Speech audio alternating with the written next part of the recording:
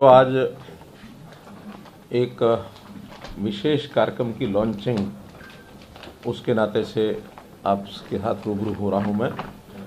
आपको जैसे मालूम है, हमने एक कार्यक्रम शुरू किया था, परिवार पहचान पत्र, जिसकी सर्वदूर उत्सुकता भी है, जानकारियां भी लोग ले रहे हैं, जिनको पता लग रहा है उसकी सराहना भी कर रहे हैं कि हरियाणा के हर परिवार का जो डाटा है वो हम योजनाओं को, लोगों के हित के लिए जो भी योजनाएं बनती हैं उन योजनाओं को बनाने के लिए उसका उपयोग करेंगे और हर किसी की आवश्यकताएं, हर किसी की क्षमताएं, आवश्यकताओं की पूर्ति के लिए सरकार योजनाएं बनाएगी और क्षमताओं का उपयोग कैसे किया जाए इसकी भी हम योजना बनाएंगे। प्रधानमंत्री जी ने ये कहा कि सबका साथ, सबका विकास, सबका विश्वास और सबका प्रयास, उसी के अंतर्गत ये सब योजनाएं हैं।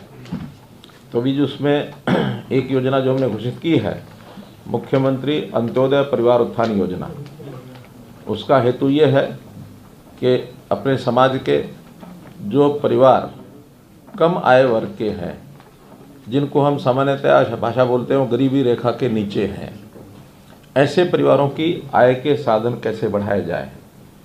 क्योंकि नौकरियों के बारे में हमको सबको विदित है कि हर किसी को नौकरी उपलब्ध कराना ये शायद कठिन काम होता है।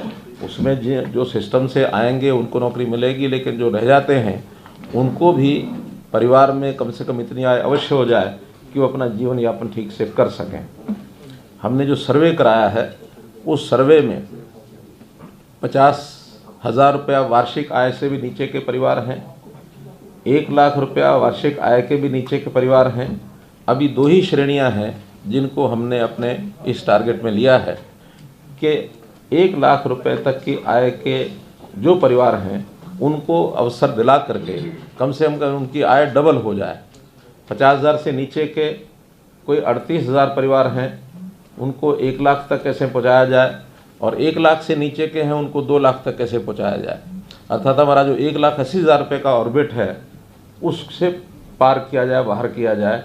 उनको हम फिर बीपीएल ना कह करके उनको उससे ऊपर की लाइन पर ले जाएंगे। तो इसमें विभिन्न बैठकें हमारी हुई हैं, विभागों के साथ जो योजनाएं चल रही हैं उसकी समीक्षा की गई है, कितना लाभ लोग ले रहे हैं। लेकिन ध्यान में आया कि लोग लाभ नहीं ले पा रहे हैं, या तो उनको जानकारी नहीं मिलती या उनको उन योजनाओं को लेने में कठिनाई आती है। ऐसे ही बहुत स्कीम्स ऐसी हैं जो बैंकों से लोन भी लिए जा सकते हैं अपने व्यवसाय को बढ़ाने के लिए, वहाँ भी कुछ कठिनाइयाँ उनको आती हैं। तो हमने एक कंबाइंड एफर्ट, चाहे बैंक हैं, चाहे फाइनेंशियल यानी सर्विसेज देने वाले और संस्थान हैं, या हरियाणा की सरकार की स्कीमें हैं, केंद्र सरकार की स्कीमें हैं, या फिर व्यक्ति अपनी योजना से भी कोई नया काम करना चाहता है, उसका अपना अनुभव है, एक्सपीरियंस है, ट्रेनिंग है, कोई भी काम वो करे उसको कोई रिसोर्सेज की कठिनाई उसको ना आए। तो ऐसा एक सामूहिक प्रयास करने के बाद ऐसे सब लोगों को हम इनवाइट कर रहे हैं। उनकी सूचियां बन चुकी हैं। लगभग 1 लाख तक के जो परिवार जिनकी आय कम है उसमें हमारे पोर्टल के हिसाब से तो 3.25 लाख परिवार ऐसे हैं। लेकिन हम अभी 1.5 लाख परिवार उनमें से बुला करके और व्यक्तिगत उनका जानकारियाँ उनसे लेना, उनका इंटरव्यू लेना, कौन सी वो व्यवस्था का यानी योजना का लाभ उठाना चाहते हैं, कोई उनकी अपनी स्कीम है।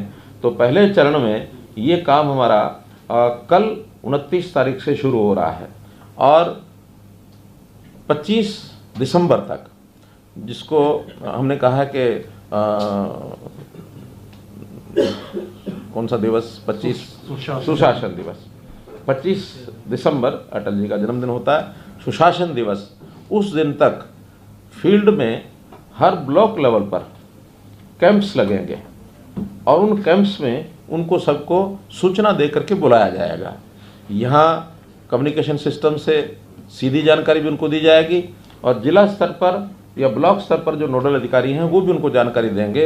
एक स्थान पर सब लोग आएंगे प्रातःकाल 10 बजे से लेकर के सायंकाल 5 बजे तक, या जिन लोगों को बुलाया है उनके सबके जब तक इंटरव्यू नहीं होते तब तक वो कार्यक्रम चलेगा।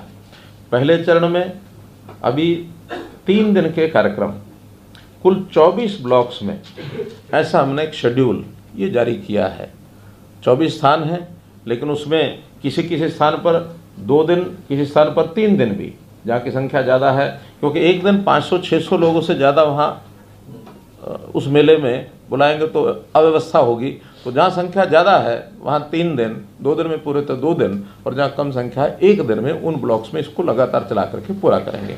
तो ऐसे 24 स्थानों का शेड्यूल ये आपको जारी कर दिया गया है। आपको दे दिया ना पत्र? हाँ, तो उसी हिसाब से उन स्थानों का हमने चयन किया है। स्थान 24 जो हैं, कोशिश की है कि हर ज़िले में कम से कम एक ज़रूर हो जाए।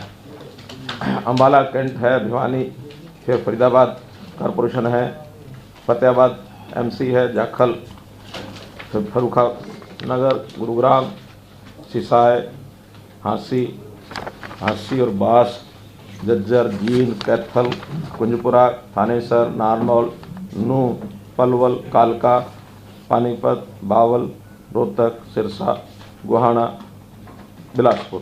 तो ये कुछ स्थान हैं जहाँ पर ये सारे कार्यक्रम किए जाएंगे।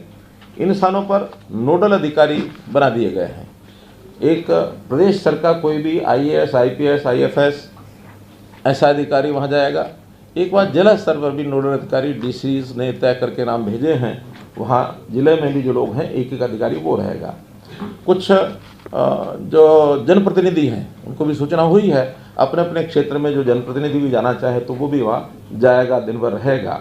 सोशल वर्कर, सोशल संस्थाएं जो इन कामों में सहयोग कर सकती हैं, ऐसी भी सूचना उनको दी गई है, वो भी ले जा करके कोई योजना में, क्योंकि जिस प्रकार के लोग आएंगे कई बार अपनी बात को ठीक से वो एक्सप्रेस नहीं कर पाते हैं, पढ़ाई लिखाई भी कम है, उनको योजनाओं का पता भी नहीं है, तो ऐसी सारी योजनाओं की सहायता करने के लिए इस प्रकार के सब लोग वहाँ उपस्थित रहेंगे।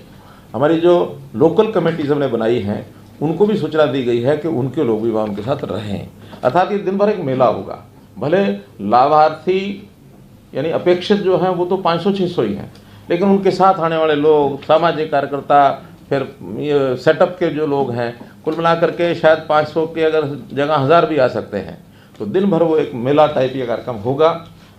प्रयोग है, इस प्रयोग में पहले 3 दिनों में कितनी हमें सफलता मिलेगी, कितनी हमको कठिनाइयाँ आएंगी, कितने नए सुझाव आएंगे, उनको भी साथ साथ हर दिन वहाँ से जो इन्फॉर्मेशन आएगी, फीडबैक आएगा, उसके हिसाब से नई चीज़ें क्या करनी हैं।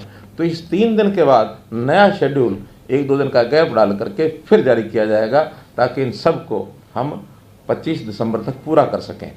180 के आसपास ये सब स्थान हैं जहाँ ये सब कार्यक्रम जो हैं किए जाएंगे। कुल कार्यक्रमों की संख्या तो ज़्यादा हो जाएगी, क्योंकि एक स्थान पर एक से ज़्यादा कार्यक्रम जैसा मैंने बताया वो भी होंगे।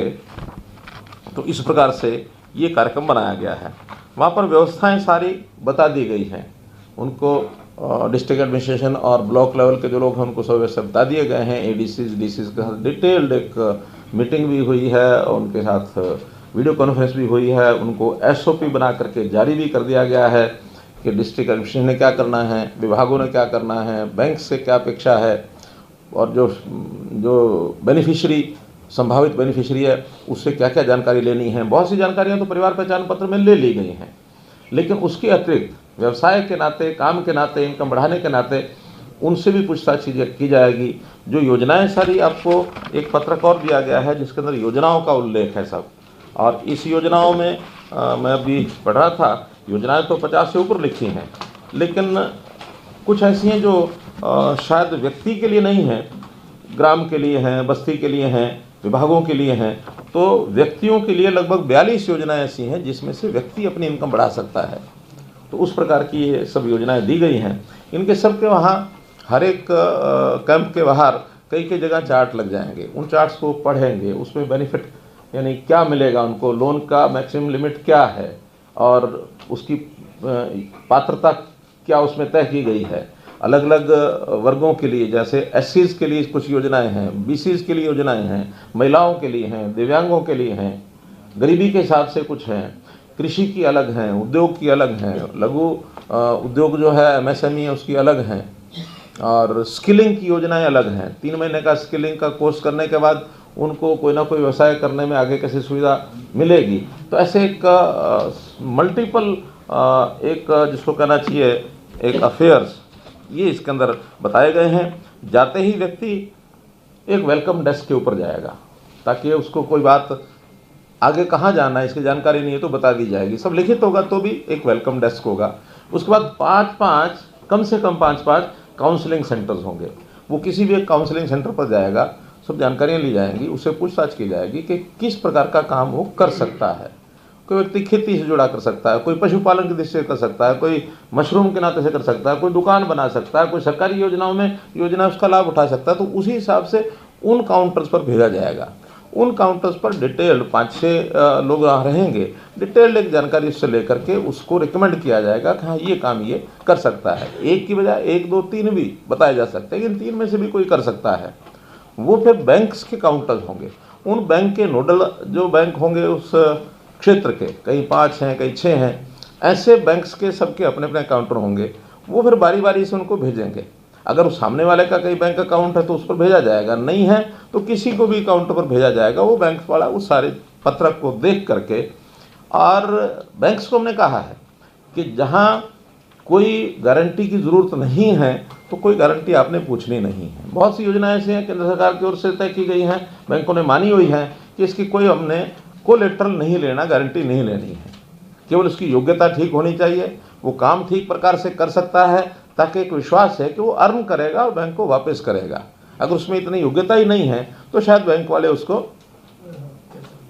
रिफ्यूज़ करते हैं। लेकिन वो सारा काम चूँकि हमारे डिपार्टमेंट सब उसमें जुड़े हैं, उसकी काउंसलिंग कर रहे हैं, और इतनी छलनी जो सारे सिस्टम के अंदर से निकाले जाएगी उस सारे विषय को, तो बैंक्स को सुविधा हो जाएगी। फिर बैंक्स को हमने कहा कि नहीं, जो हमने तय किया है या जो हमने रिकमेंड किया है उसमें से कोई ना कोई एक काम का लोन आपने देना ही है।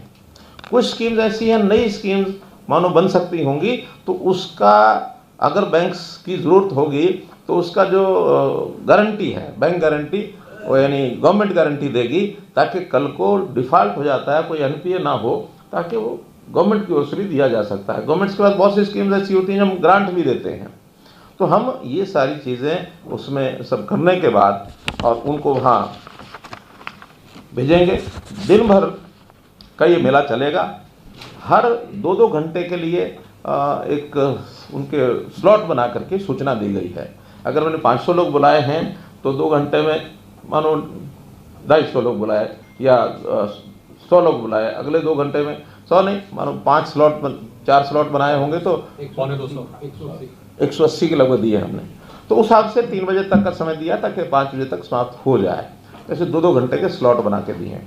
अब ये सारी प्रक्रिया होने के बाद में जाते समय एक काउंटर और रखा हमने फॉर्म जमा कराने का। एक फॉर्म रहेगा इसके साथ, वो फॉर्म सब जगह अपने अपने कमेंट्स सबने लिखने हैं, लिख करके बैंक वाले भी लिखेंगे, और लास्ट में जो उसका फॉर्म जमा कराने का काउंटर, क्या नाम दिया उसका, फॉर्म सबमिशन डेस्क, वहाँ वो सबमिशन करेगा, अपने साइन करेगा और चला जाएगा।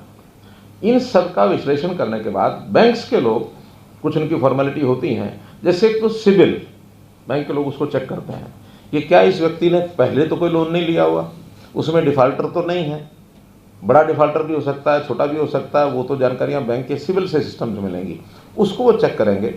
अगर उसमें कोई छोटा मोटा फॉल्ट है तो कल को सरकार को कोई योजना बनानी होगा, बनाएंगे। लेकिन ये सब अगले 10 दिन तक बैंक की प्रोसेस चला करके उसमें निर्णय लेकर के, जब ये 25 तारीख तक कंप्लीट हो जाएगा सब, तो जनवरी में इनके सबके सेकंड कैंप लगेंगे, और सेकंड कैंप में जिनके लोन सैंक्शन उनको लोन दे दिया जाएगा। जिनकी कठिनाई होगी उस कठिनाई को दूर करने की कोई स्कीम सरकार को बनानी होगी वो बनाएंगे, या कोई नई योजना अगले को देनी होगी। कोई मानो लगता है हमें भी इसको लोन देने की बजाय इसको तो कोई छोटा काम किसी प्राइवेट इंडस्ट्री के साथ ही लग करके काम कर सकता है, इसको सैलरी मिल जाए, या इसको अनपढ़ ही है बिल्कुल मजदूरी का ही काम कर सकता है तो मनरेगा का अंदर काम उसको दिलाया जा सकता है।